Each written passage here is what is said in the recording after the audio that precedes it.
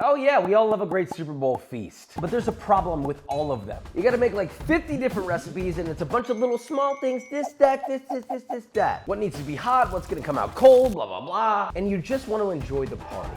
I have a solution. One singular, shareable, giant sandwich of epic proportion that can all be done with prep. It is for sure to be the star of the table that will be talked about for years to come. Let's begin. When I say ultimate sandwich, I mean ridiculous. And this just wouldn't be ridiculous without making our own cured meat. I'd like to introduce you to Morty, homemade mortadella. And it's not for the faint of heart. Sure, you can go buy your own, or you can flex like this. First, start by grinding 850 grams of boneless pork Boston butt and 225 grams of pork fatback, all of which has been cut into pieces that fit nicely into your meat grinder. Full pause. Yes, this is fully in grams. Very sorry. But it's important to be as accurate as possible since we're dealing with curing salts. Look, Papa just wants you to be safe. I've gotcha.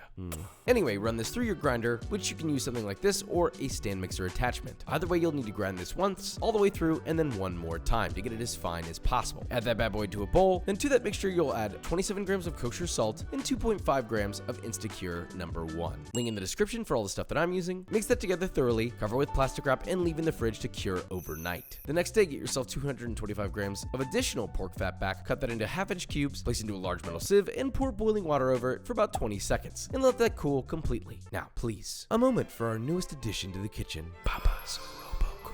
Wow.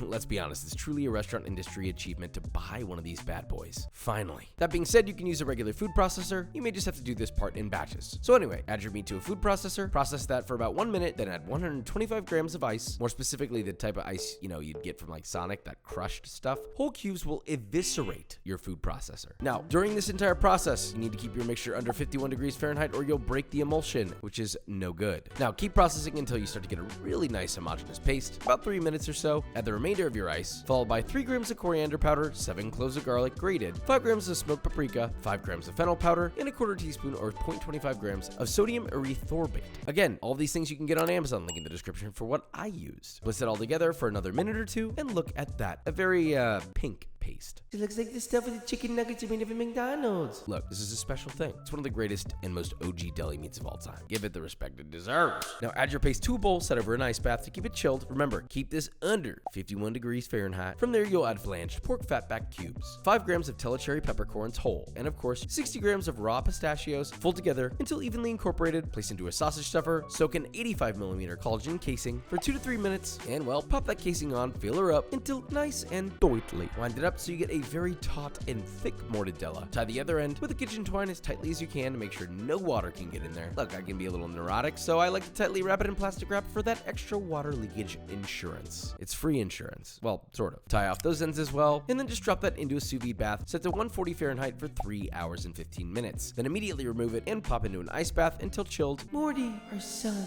Let him chill in the fridge overnight, and then his final days the next day. You simply unwrap, give him a loving goodbye, slice to see that incredible cross-section, and then slice on a meat slicer as thick or as thinly as you like. Obviously, a meat slicer helps. You could use a knife, but I mean, look, at this point, you've gone this far, you might as well get a meat slicer. But as always, you can always go to the store and buy your own mortadella, and you can still tell people you made the mortadella, but you'll know deep down that you just watched me do it. And you know you didn't. You devious, twisted thing. I still love you. Onward to focaccia. We need to make a lot, but it's extremely simple. You will need a very large bowl. A solution to this would be to divide this in 3 separate bowls, but we'll do it the big boy way. Get an extremely large bowl, add in 2,272 grams of water at 95 degrees Fahrenheit, mix in 16 grams of instant yeast until dissolved, then 64 grams of fine sea salt, whisk, then add in 3,200 grams of double O-tipo flour, yes, it's a lot, and mix together by hand until you get a nice rough dough. Using a scooping motion, pick up the dough, scoop it up, slap it back down into the bowl over and over for about 3 to 4 minutes. You're gonna get a real workout here, pal, and you might be able to negate the calories just a little. Probably not. Then take the whole dough out, scoop onto a clean work surface, then pick it up, slap it down, and quickly fold it over itself. I know the dough's sticky and it's heavy, but as you repeat this process over and over, it'll stick less and less, and as soon as it's nice and smooth and doit, about 2 to 3 minutes, it's done. Divide into 3 even pieces, pop into individual greased bowls, cover with plastic wrap, and rise overnight in the fridge. Next day, you'll grease 3 whole baking sheets generously with extra virgin olive oil. Don't get skimpy here, all right? You need a small pool in the bottom.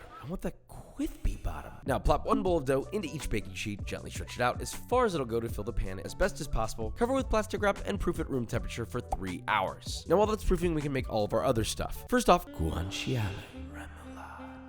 First, you'll finally cube 6 ounces of a beautiful chunk of guanciale. Pop that into a 12-inch pan set over medium-low and cook, stirring often for 10 minutes or until brown and as crispy as humanly possible. Remove from the pan, drain on paper towels until completely cooled, and then finally chop. That's it. Now we make the mayo. In a quart-sized container, add 2 egg yolks, 1 tablespoon of Dijon mustard, 1 tablespoon of lemon juice, and 2 tablespoons of water, salt to taste, and 1 cup of vegetable oil. Drop in a lovely immersion blender. Once it reaches the bottom, let her rip, brother. Blend as you slowly raise to the top, and once it's beautifully emulsified, you should have a nice, thick, glossy mayo. Transfer that to a medium-sized bowl. Add your chopped guanciale, 1 finely chopped shallot, 1 tablespoon of thinly sliced chives, 1 cornichon or gherkin, finely chopped. I love the word gherkin because gherkin rhymes with workin'. What were you thinking? 2 teaspoons finely chopped capers, salt, pepper, and lemon juice to taste. Whisk together, and bada bing, bada boom. Look, we're double saucing here, okay? I'm making a pistachio pesto. Important note alert. This is pinnacle to this sandwich, and it can be applied to anything and make any sandwich taste unforgettable. So keep your eyes peeled here. So get a food processor. To that, add 1 cup raw pistachios, 8 cloves of garlic, a 1/3 cup of grated pecorino cheese, 1/2 cup of fresh basil, then blend that as finely as you can. Then add 1 cup of extra virgin olive oil, blend one more time, and pour that into a large bowl. Season to taste with flaky salt, mix that in, and it's done. If you want it more runny, then just add a little more olive oil until it's your desired consistency. At this point, your focaccia should have,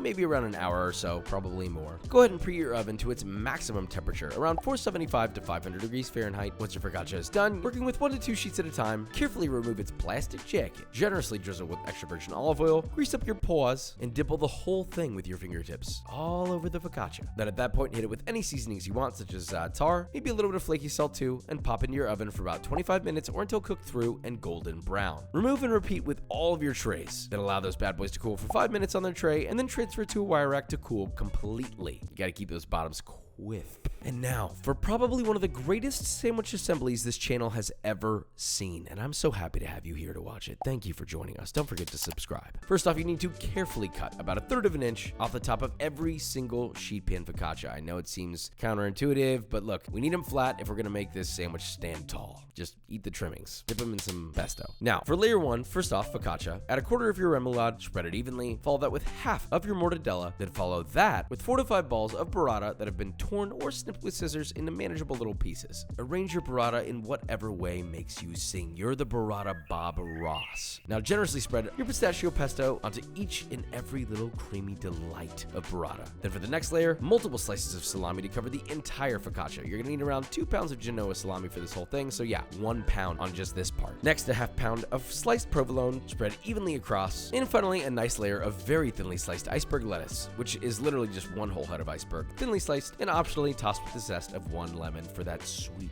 perfume.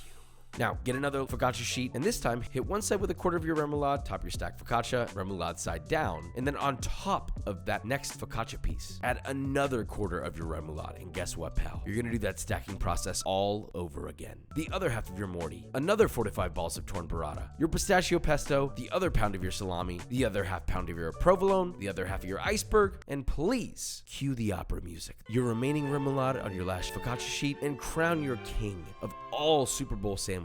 And look, you can cut this bad boy however you want. Slices, little pieces, you can skewer them, but more importantly, let's put this journey to a heroic end with a taste test. This is a monstrosity. That's special to me. A sandwich you could serve to anybody and everybody at the Super Bowl. This is just half the sandwich. This half is 7 pounds, and this half is 9 pounds. 16 pounds of sandwich. Bada bing, bada boom. I didn't really take into consideration this is not physically possible to eat. Wow. So it's multiple eating experiences in one, but the best part is the flavor. I mean, you've got the mortadella, and it is perfect. The salami, you got the cheese, you got the freshness from the burrata, pesto, the remoulade. It's like bang, bang, bang. This is the ultimate, most ridiculous Super Bowl sandwich that won't leave any of your guests unhappy. I can guarantee you that. We got a whole lot of people here, and a whole lot of sandwich left. I just watched all of that go into Willie's mouth. I'll take this one.